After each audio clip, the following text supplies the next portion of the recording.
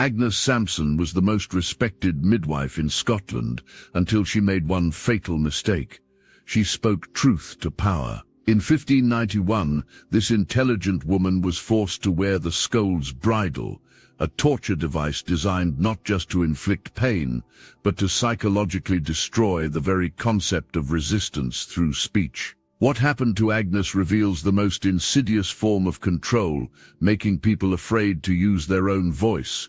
Agnes's story isn't just about medieval witch trials, it's about how societies systematically silence dissent by making the act of speaking out so psychologically traumatic that people choose silence over truth. And this psychological weapon is being perfected against you right now. Edinburgh, Scotland, 1590. Agnes Sampson was everything her community valued.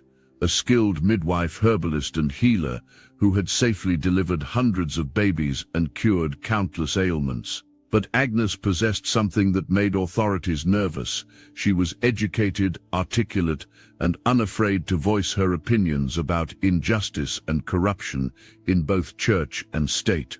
Historical records show Agnes was consulted not just for medical advice, but for her wisdom on community disputes and moral questions. She had earned the rare privilege of speaking her mind freely because her knowledge made her indispensable. But when King James VI began his obsessive witch hunts, Agnes's voice became a liability instead of an asset. She made the mistake of believing that logic and evidence would protect her. Instead, her rational arguments were taken as proof that she was a witch, using supernatural cunning to defend other witches. The authorities could have simply executed Agnes quietly, but they chose the Scold's Bridle for a specific psychological reason. They needed to destroy not just Agnes, but the very idea that women could speak against authority. The bridle wasn't designed to kill midwives, it was designed to demonstrate that using your voice against power would result in torture so intimate and humiliating that others would choose permanent silence. Modern psychology has identified why the Scold's Bridle was so psychologically effective at controlling entire populations through one person's suffering. Albert Bandura's research on inhibition through observed consequences shows that witnessing someone punished for specific behavior creates powerful conditioning in observers to avoid that behavior themselves. The Scold's Bridle exploited the human brain's fundamental connection between identity and voice. Neuroscience shows that speech production and self-concept are processed in connected brain regions. When the bridle made speaking physically agonizing, it didn't just cause pain, it created psychological associations between self-expression and suffering that could last for years. But voice suppression goes beyond individual trauma. The Scold's Bridle created what psychologists call community-wide speech inhibitions, when one person's punishment for speaking creates fear in hundreds of others.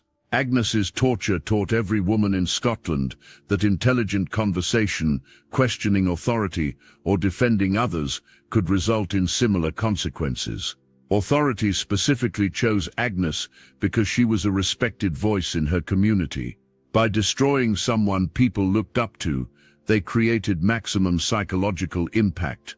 The message was clear: if Agnes Sampson, with all her wisdom and community standing, could be reduced to silent suffering, no one was safe from the same fate. November 1590, Edinburgh Castle.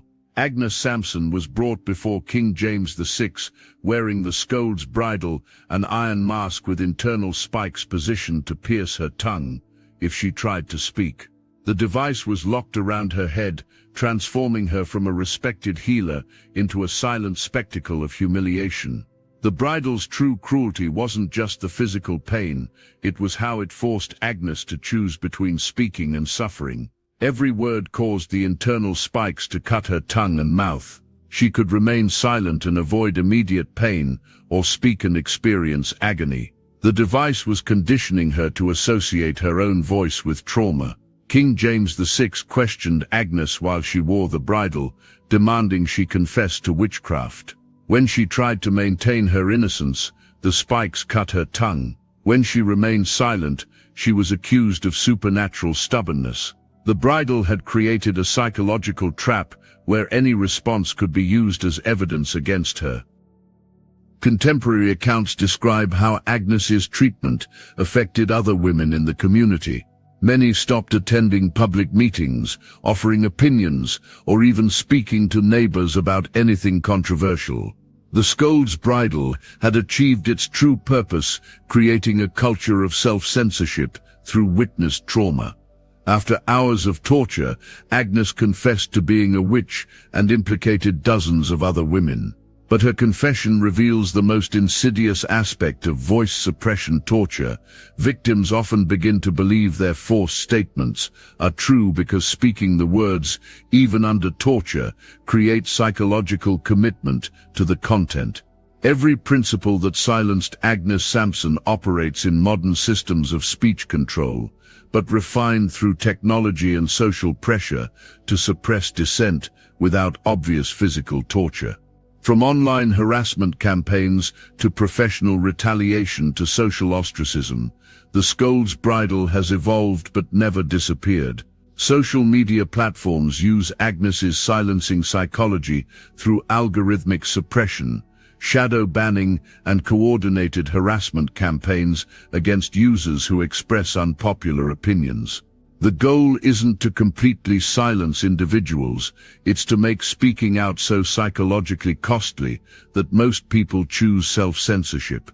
Corporate environments replicate the Scold's Bridle through retaliation against whistleblowers, exclusion of employees who ask uncomfortable questions, and performance reviews that punish negative attitudes. Like Agnes, workers learn that using their voice to challenge authority results in professional torture that can destroy careers. Educational institutions often suppress dissent through the same psychological mechanisms that destroyed Agnes. Students and faculty who express controversial ideas face social isolation, academic penalties, and career sabotage designed to condition others to avoid similar speech. The message is the same: speaking truth to power results in institutional torture. Modern cancel culture operates on Agnes's exact psychological principle, making the consequences of speech so severe and public that most people choose silence over self-expression. The goal isn't to punish every dissenter, it's to create enough examples of destroyed lives that millions of others voluntarily suppress their own voices. Agnes Sampson died with her voice permanently silenced, having confessed to crimes she never committed because speaking truth became more painful than speaking lies. But understanding how voice suppression works gives you the power to recognize when systems are trying to steal your ability to speak freely. Robert Greene warns about the dangers of standing out, but Agnes's story reveals something more important.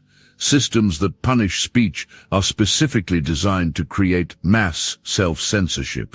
When consequences for speaking seem disproportionate to the offense, you're witnessing the modern Scold's Bridle in action.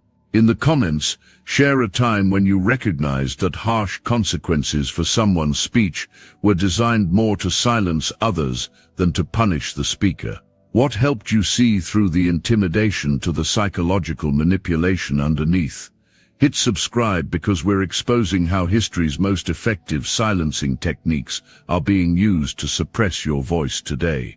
Every story reveals another way authority systems condition mass silence, and every understanding gives you more power to speak freely.